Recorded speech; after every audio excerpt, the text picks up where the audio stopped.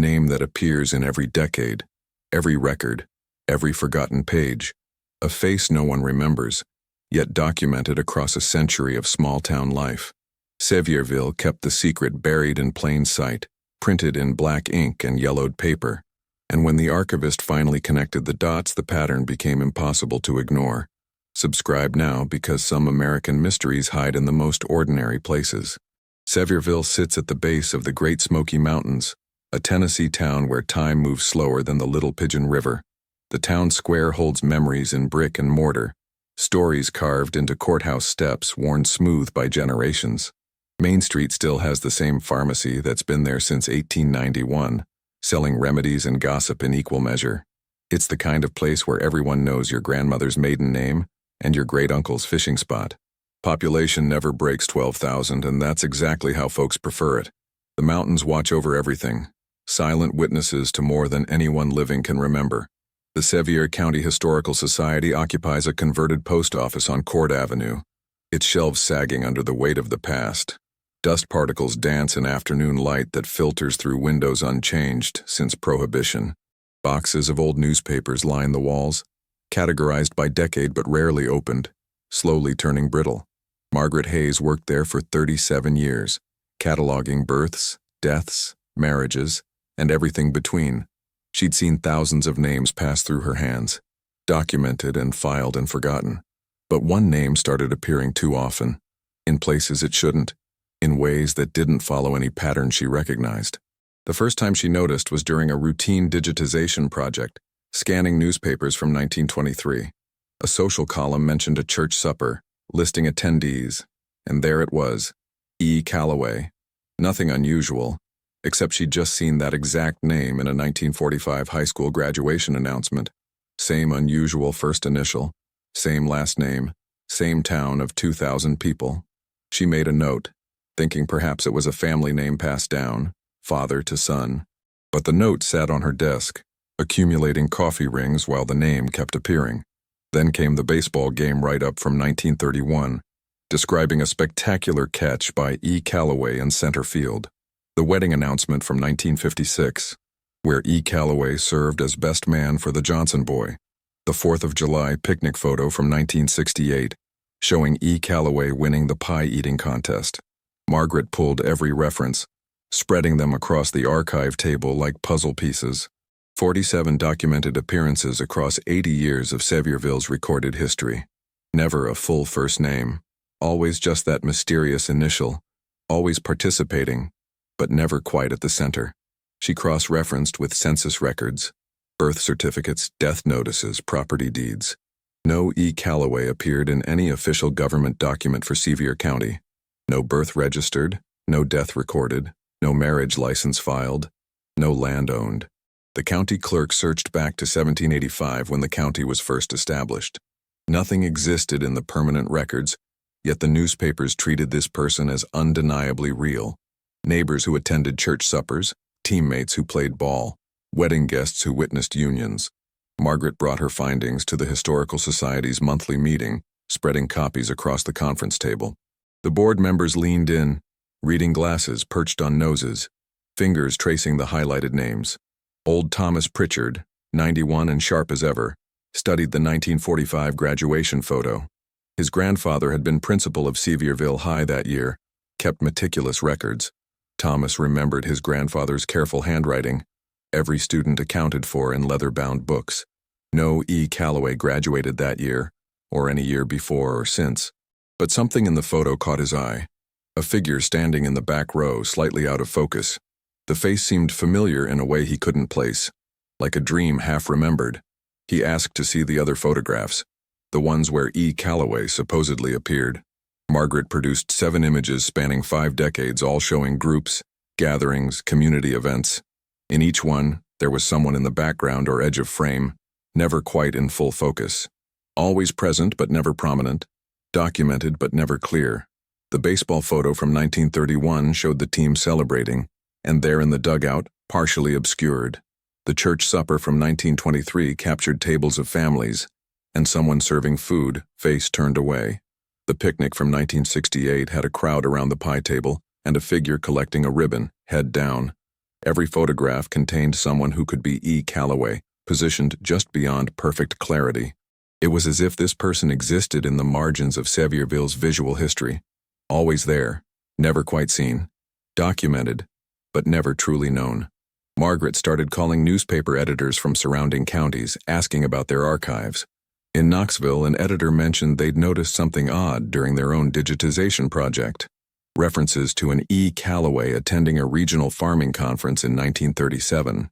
In Gatlinburg, another editor found the name in a 1952 article about a fishing tournament. Pigeon Forge had 3 mentions spanning 1929 to 1971, always in connection with community events. The pattern extended beyond Sevierville, spreading through East Tennessee like roots beneath the ground. She mapped every appearance, pushing pins into a large county map on the archive wall. The pins formed a rough circle, about 30 miles in diameter, centered on downtown Sevierville. Within that circle, E. Calloway appeared with remarkable consistency, roughly once every 2 to 3 years. Outside that circle, nothing, as if some invisible boundary contained this person's documented existence. The pattern held across 8 decades, never deviating, never expanding, never stopping. Mathematical precision in what should have been random occurrences of a common enough name. Margaret contacted genealogy experts, people who'd spent careers untangling Tennessee family trees. They recognized the Calloway surname, Irish immigrants who'd settled in the region before the Civil War. Dozens of Calloways spread through county records, farmers and merchants and teachers, but none with that enigmatic E initial appearing across impossible spans of time.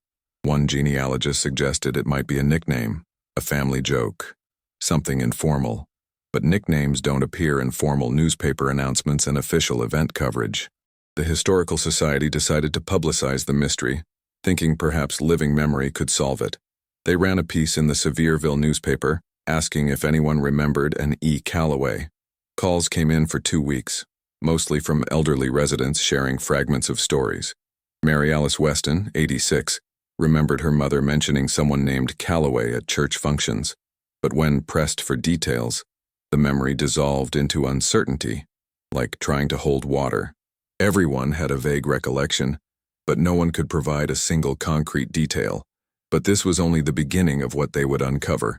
One caller, however, offered something different, not a memory, but a physical object. Robert Calloway, 64, claimed he might be distantly related and had some old family papers. He brought a cardboard box to the Historical Society, filled with letters and documents. Most were ordinary, correspondence about farm business, medical bills, receipts for supplies. Then Margaret found an envelope marked Family Registry in faded fountain pen. Inside was a handwritten genealogy chart, names and dates branching like a family tree. The chart went back to 1823, listing Calloway ancestors who'd first settled near the Smoky Mountains. Marriages were noted, children recorded, deaths marked with small crosses beside the names. At the bottom, in different ink, someone had added a single line, E. Calloway, observer. No birth date, no death date, no connection to any other name on the chart. Just those 2 words, observer, as if this person's role was to watch rather than participate. The handwriting was old, maybe from the 1940s, but the addition seemed deliberate, significant. Margaret photographed the document and sent it to a handwriting analyst at the University of Tennessee. The expert confirmed the main chart dated to approximately 1895, written by a single individual. But the line about E. Calloway was added later, probably between 1940 and 1950. The pressure of the pen, the fade of the ink, the style of lettering all pointed to that time frame. Someone in the family had known about E. Calloway, had considered this person important enough to document, yet they'd offered no explanation, just that single cryptic word, observer. Margaret returned to the newspapers with fresh eyes, looking not for participation but for observation. She reread every article, every mention, every casual reference to E. Calloway. The pattern shifted when viewed through this lens, subtle but unmistakable. E. Calloway never won the baseball game, just made the catch that saved it. E. Calloway never got married, just stood as witness for others. E. Calloway never led the church supper, just helped serve the food. Every single documented appearance showed someone present at significant moments but never creating them. A witness to the Johnson wedding in 1956, photographed standing by the church door. An attendee at the county fair in 1933, mentioned in connection with the livestock show. A helper at the 1962 flood relief effort, listed among volunteers distributing supplies. Always there when the town gathered, when history was made, when moments mattered. Never the story, always in the story. Documented but peripheral. Margaret spent 3 months building a comprehensive timeline, cross-referencing every source. She included newspaper articles, photographs, genealogy records, even church bulletins she found in other archives. The timeline stretched across her entire office wall, a visual representation of impossible presence. 47 documented appearances from 1923 to 2001, the last one a Millennium Celebration photograph. The spacing between appearances varied, sometimes 6 months, sometimes 5 years, but averaging 30 months, as if E. Calloway appeared whenever Sevierville experienced something worth remembering. She noticed something else in the photographs, something that had been there all along. The figure that might be E. Calloway never seemed to age across the decades. In the 1931 baseball photo, the person appeared to be in their 30s, partially visible. In the 1968 picnic photo, the same approximate age, though the image remained frustratingly unclear. She arranged the photographs chronologically, studying the barely visible faces with a magnifying glass. The same general build, the same posture, the same way of standing slightly apart from groups. Subscribe to our channel, because what comes next challenges everything we know about documented history. She brought the photographs to a forensic imaging specialist in Knoxville, someone who worked with police departments. He scanned the images at high resolution, using software designed to enhance surveillance footage. The results came back 3 days later, and his voice on the phone sounded uncertain. The facial features, where they could be measured, showed remarkable consistency across 5 decades. Height remained constant, approximately 5'9" in eras when average heights changed significantly. The specialist wrote in his report that either these were different people with extraordinary similarity or photographic manipulation, but these were original prints from newspaper archives developed in different darkrooms across different decades. Digital manipulation didn't exist when most of these were created, and physical retouching would leave traces. The specialist found no evidence of tampering, no signs of composite images or altered negatives. Every photograph appeared authentic to its era, developed using period-appropriate techniques and materials, which meant the consistency was real, documented across time in a way that defied biological possibility, unless E. Calloway had discovered something no one else had, or unless something else entirely was happening. Margaret decided to search for the last documented appearance, the Millennium Celebration from 2001. The newspaper had run a full-page spread. Dozens of residents gathered at the courthouse for New Year's Eve. The caption listed names, but E. Calloway wasn't mentioned, though Margaret suspected the person was there. She found the original photograph in the newspaper's archive, a high-resolution digital file. Enlarging the image, she scanned faces in the crowd, looking for that familiar positioning. There, near the courthouse steps, someone standing alone, face partially turned toward the mountains. She printed the image, marking the figure with a red circle, and returned to her timeline. This was the most recent appearance 24 years ago, right at the edge of living memory. She posted the photograph online, in genealogy forums and Tennessee history groups. Within hours, someone responded, a woman named Claire Hendricks who'd been at that celebration. She remembered standing near that person, had even tried to strike up a conversation, but when she described the interaction, her words became vague, uncertain, like trying to recall fog. Claire drove to Sevierville to meet Margaret, bringing her own photographs from that night. She'd taken personal pictures, capturing friends and family against the courthouse backdrop. In 3 of her photos, the same figure appeared in the background, never quite in focus. Claire studied the images, her brow furrowed, trying to pull memory from the visual evidence. She remembered the person was quiet, polite, seemed to know everyone but revealed nothing. When midnight struck, the figure had simply walked away, disappearing into the crowd. Margaret asked if Claire had noticed anything unusual, anything that stood out about this person. Claire was silent for a long moment, staring at the photograph she'd taken herself. Then she said something that made Margaret's hands go cold. They were writing in a notebook the entire time, just watching and writing, like they were taking notes. A notebook that documented what exactly and for what purpose. The word from the family chart echoed in Margaret's mind. Observer. But the truth comes now, hidden in one more piece of evidence no one had thought to examine. Margaret remembered that the Sevierville newspaper had stopped publishing in physical form in 2003. Everything after that existed only digitally, uploaded to searchable databases and archive sites. She logged into the digital archive, searching for any mention of E. Calloway after 2001. The search returned 0 results. Nothing in 24 years of digital records. The appearances had stopped exactly when the medium changed, as if the method mattered, as if E. Calloway could only exist in physical newspapers, printed and preserved in tangible form. She tested another theory, searching for E. Calloway in digitized versions of older papers. The papers that had been scanned from physical copies showed all the expected results. But when she searched the same newspapers in their original digital archives from microfilm, the results were different. Some mentions appeared, but others were missing, as if the digitization process had somehow filtered them out. The most consistent documentation existed in the physical newspapers themselves, the actual printed pages. Paper and ink seemed to hold E. Calloway in a way that digital code could not. Margaret spent weeks reading every physical newspaper from 1923 to 2001, page by page. She found 12 additional mentions that hadn't appeared in any digital search or index. Small references, brief notes, the kind of thing easy to miss unless you were looking. All followed the same pattern. E. Calloway present at community moments, observing, participating peripherally.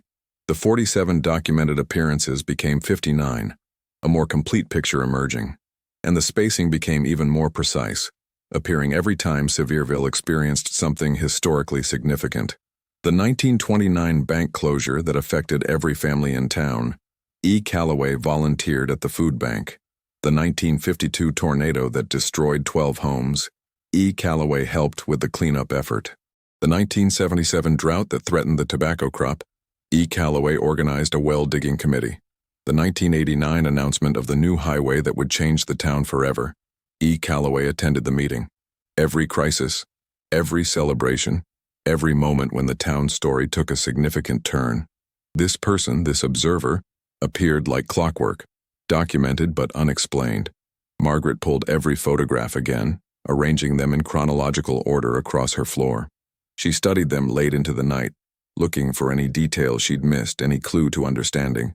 The figure in the margins, the person never quite in focus, the observer who left no official trace, and then she saw it. Something so subtle she'd overlooked it 40 times before.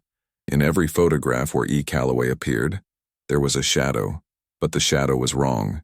It fell at an angle inconsistent with the light source, as if cast by something the camera couldn't quite see.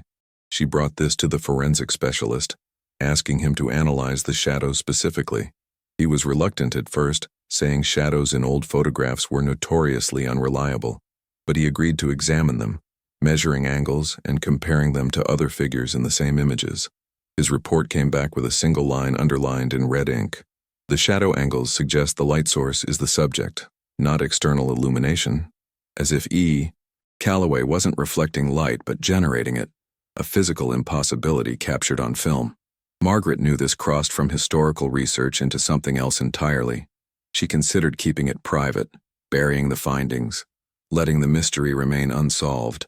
But she'd spent 37 years documenting truth. However strange, however uncomfortable, she prepared a full presentation for the Historical Society.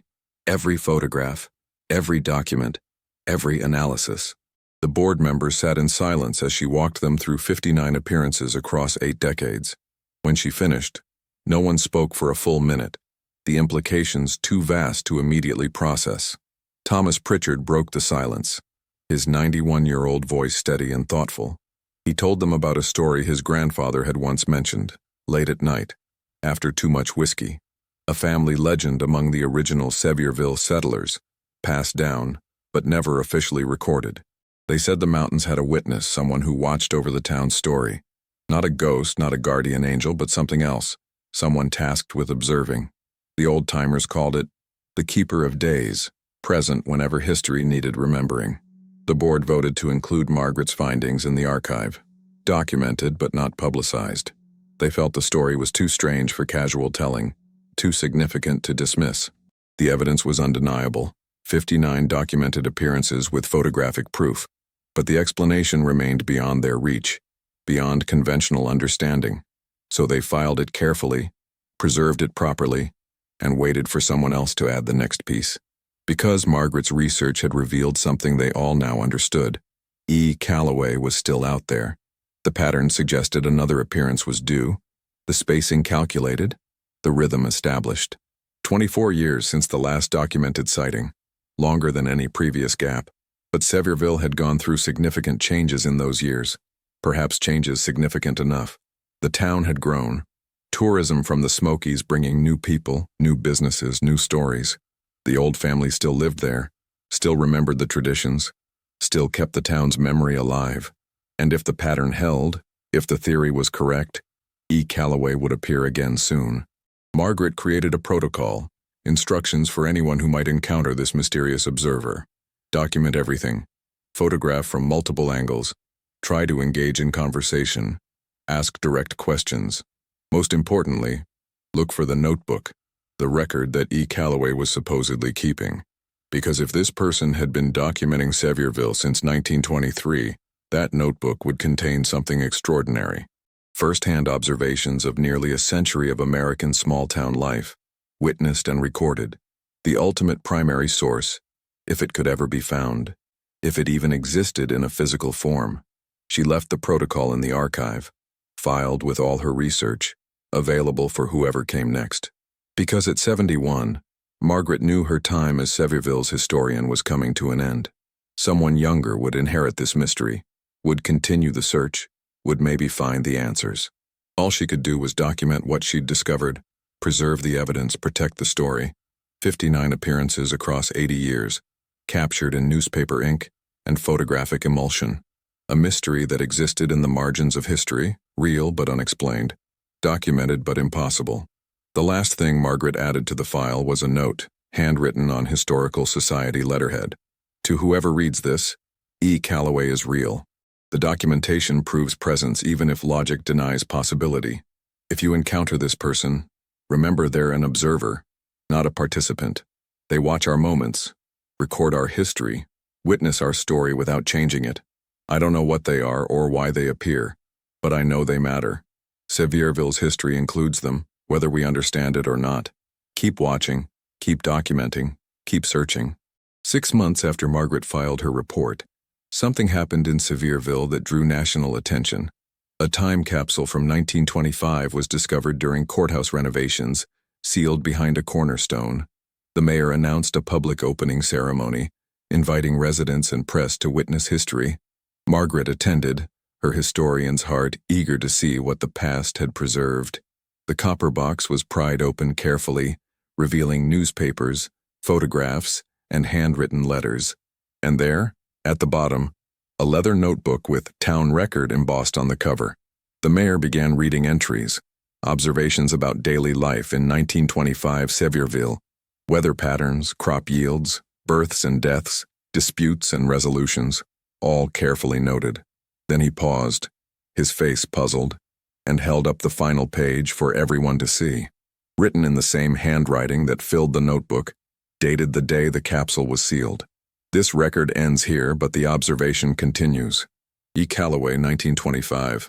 The crowd murmured, confused, but Margaret felt her breath catch in her throat. She asked to examine the notebook, her hands trembling as she turned the pages. The handwriting matched the style from the family chart, the same careful lettering. But more than that, the observations were too detailed, too knowing, too present. Whoever wrote these entries wasn't recording history. They were experiencing it firsthand. The final entry mentioned the time capsule ceremony itself, describing the crowd, noting the weather, as if the writer was there, participating in the very moment of being sealed away. Margaret photographed every page, her mind racing through implications she barely dared consider. The notebook was dated 1925, sealed in that capsule for 99 years. But E. Calloway had appeared in newspapers through 2001, decades after this record ended, which meant either the notebook wasn't the only record, or time wasn't flowing the way she assumed. She thought about the family chart's single word: observer. What if observing wasn't passive? What if observation itself was the purpose, the method, the explanation? The ceremony ended, the artifacts were catalogued, and the notebook was added to the Historical Society collection. Margaret spent her last weeks before retirement studying those 1925 entries, comparing them to newspaper accounts. Every significant event the notebook mentioned appeared in the newspapers, often with E. Calloway referenced. The writer was documenting their own presence, creating a record within a record. And the final entry's wording haunted her. This record ends here, but the observation continues, as if the notebook was just one chapter in a much longer documentation. On her last day at the Historical Society, Margaret added one final note to the E. Calloway file. The notebook from 1925 proves intentional documentation. E. Calloway is recording Sevierville's history. I believe there are more notebooks, hidden or sealed, waiting to be found. Each probably covers a different period, together forming a complete chronicle. Whoever or whatever E. Calloway is, they've been watching our town for at least a century. The question isn't whether they're real, it's what they're going to do with everything they've witnessed. 3 years later, in 2028, during the renovation of Sevierville's oldest church, workers found something unusual. Behind a loose brick in the basement, a sealed metal box dated 1967. Inside was another notebook. Same leather binding, same embossed title, Town Record. The handwriting matched the 1925 notebook perfectly, impossible unless the same person wrote both.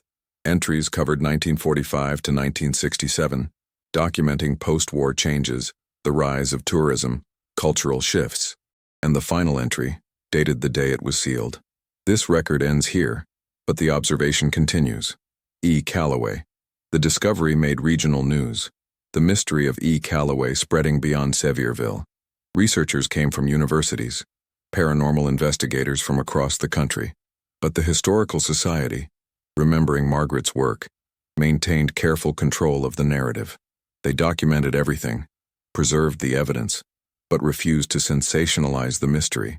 Because at its core, this was about their town, their history, their story being witnessed. Whatever E. Calloway was, they belonged to Sevierville, and Sevierville would protect them. The pattern became clear once 2 notebooks existed, one record every 42 to 43 years. If the spacing held, another notebook was due around 2008 or 2009, probably already hidden.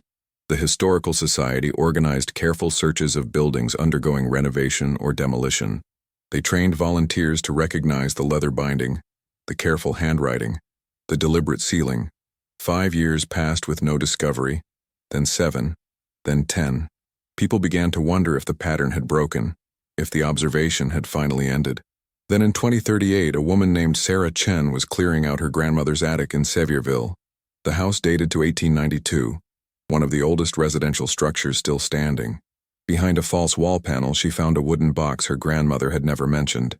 Inside was a leather notebook, embossed Town Record, entries from 1982 to 2001.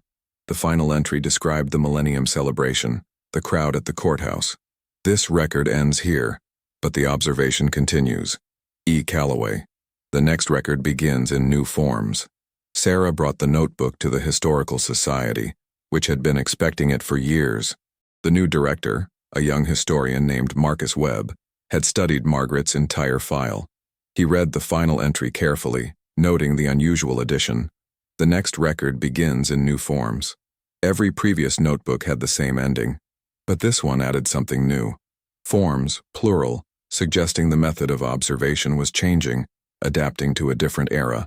Margaret's research had noted the appearances stopped when newspapers went digital. Marcus developed a theory, radical but supported by the evidence. E. Calloway documented Sevierville through the dominant medium of each era, physical newspapers from 1923 to 2001, because that's how the town recorded itself. Notebooks sealed in buildings, because that's how history was preserved. But after 2001, after digital transformation, the method would change. The observation would continue, but in new forms, whatever that meant. He started searching digital spaces, looking for patterns in online mentions of Sevierville. Social media posts, blog entries, digital photographs, video documentation. looking for that same peripheral presence, someone observing but not participating. It took 18 months of analysis, but he found it. A user account appearing across multiple platforms, always lurking, never posting. Username, Eco Observer, created January 1st, 2002, the day after the last newspaper appearance.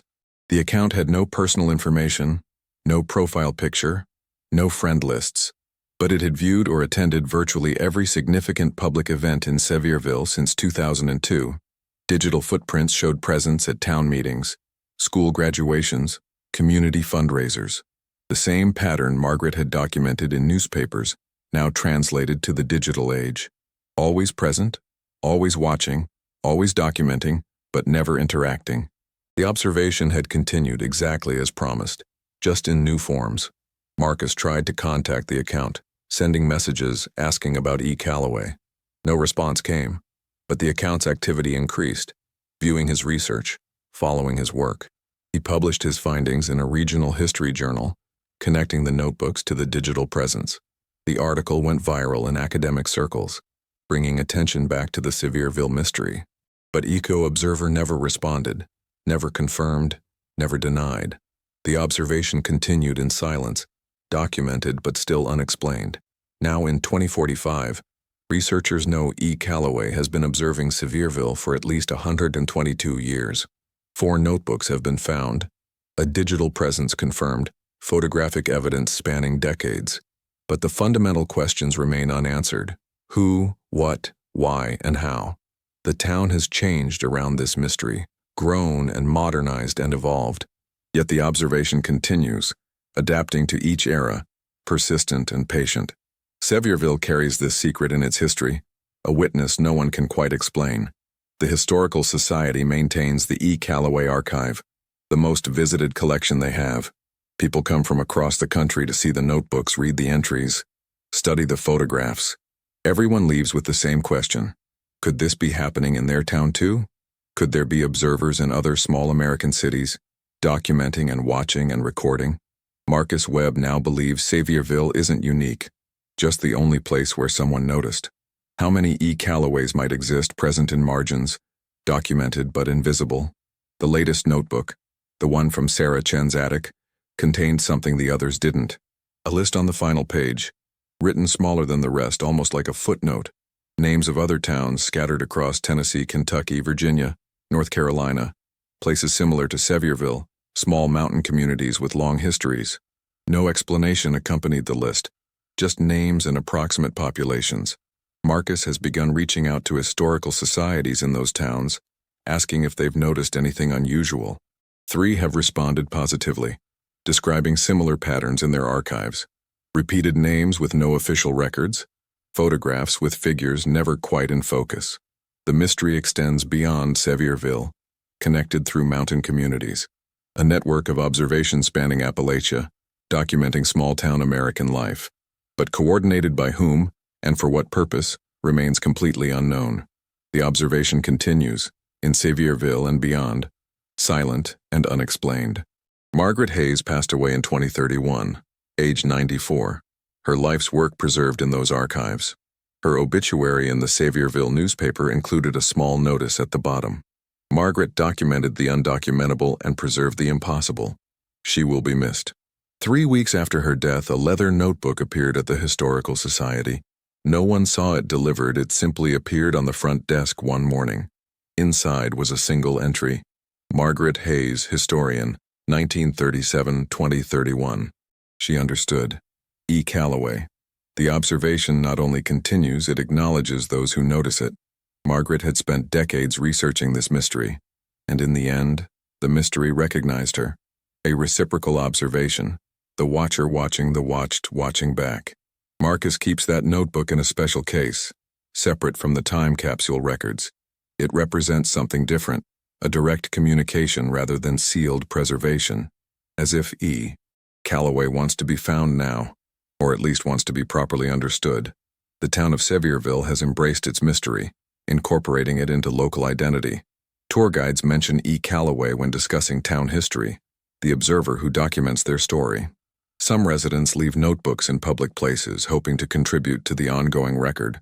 Others search for eco-observer online, trying to glimpse what the observer is seeing. The mystery has become part of the community, a shared secret that belongs to everyone. Sevierville knows it's being watched, documented, preserved, and somehow that feels right. Because maybe every town deserves a witness, someone who remembers when others forget, someone who documents the ordinary moments that define a place, the small victories and quiet struggles. E. Calloway has given Sevierville something precious, the certainty that their story matters, that someone is watching, recording, preserving it all for reasons beyond current understanding. The observation validates existence in a way official records never could. Sevierville lives on in those notebooks, in those digital footprints, in that persistent, mysterious presence. And if you look carefully at your own town's history, you might find similar patterns. Names that appear but don't quite exist, photographs with figures never in focus, moments documented by someone who shouldn't have been there, observations recorded by the unexplainable. Maybe we're all being observed, our stories preserved by witnesses we've never acknowledged. Maybe E. Calloway isn't unique to Sevierville, just the one we happened to notice, the one who made themselves known by being documented while remaining unknowable. The latest development came just months ago, in early 2045. A college student researching her family history discovered old letters in her great-grandmother's belongings, correspondence from 1934, mentioning a kind stranger who helped during the Depression. The stranger had asked about the town's history, taken notes, seemed to know everyone. The letter described the person as quiet and observant, present but not imposing. And at the bottom, in her great-grandmother's handwriting, I think their name was E. Calloway. Marcus added it to the archive, entry 68 in the documented appearances. The pattern unbroken, the observation continuous, the mystery deepening. Because for every appearance they've documented, how many more went unrecorded? How many casual encounters, brief conversations, moments witnessed but not preserved? E. Calloway has been present for 122 years of documented history. How much undocumented history have they observed, recorded only in those hidden notebooks? The search continues in Sevierville and beyond, researchers looking for the next notebook. Based on the pattern, another should be sealed somewhere, covering 2002 to perhaps 2043. 41 years of observation in the digital age, documented in whatever new forms means. Maybe it's a hard drive, maybe it's cloud storage, maybe it's something no one has considered. The method adapts, but the purpose remains. Observing, documenting, preserving. Sevierville waits, knowing the next piece of the puzzle exists somewhere, waiting to be found. And in that waiting, the town has learned something important about itself. They're not just a small Tennessee community in the shadow of the Smokies. They're a place significant enough to deserve a century of dedicated observation.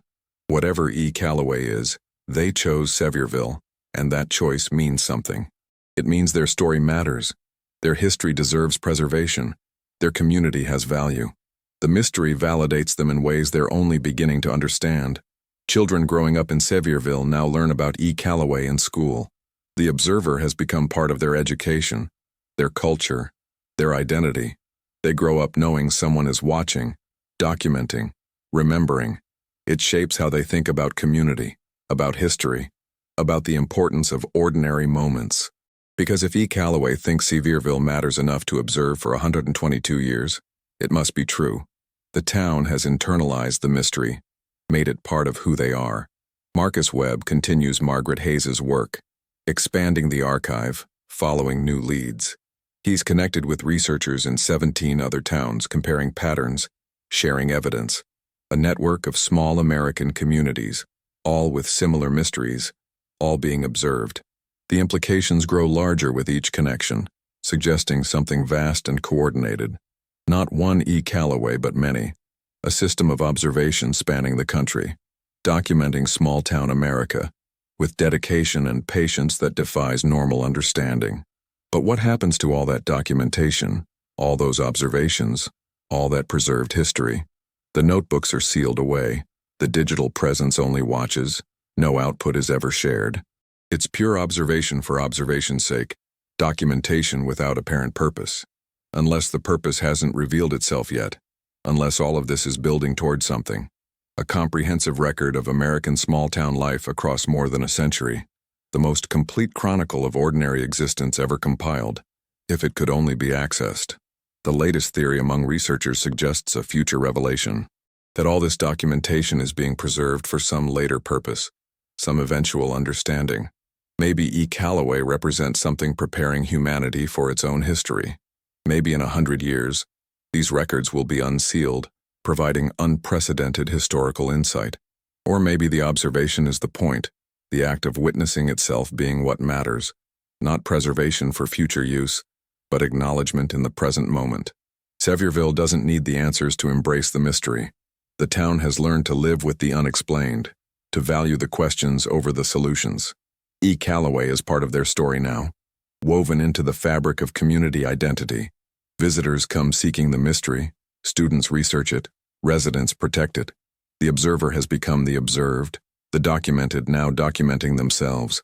A recursive loop of history and mystery, each feeding the other.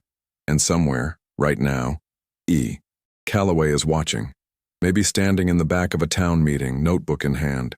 Maybe scrolling through social media posts, noting significant moments. Maybe walking past the Historical Society, seeing Marcus Webb through the window. The observation continues, patient and persistent, unexplained but undeniable. Sevierville's witness remains, documenting a story that includes their own mysterious presence. The archive stays open, welcoming anyone who wants to explore the evidence. 4 notebooks, 68 documented appearances, thousands of digital footprints, a mystery backed by proof, impossible but real, documented but unexplainable. Margaret Hayes spent decades compiling it. Marcus Webb continues to expand it, and somewhere in Sevierville the next piece waits to be discovered. Because the observation hasn't ended, it's only grown more sophisticated, more complete. Some mysteries don't end when the evidence is found. They only deepen with each new discovery. So subscribe to our channel because the next impossible American story is already being documented.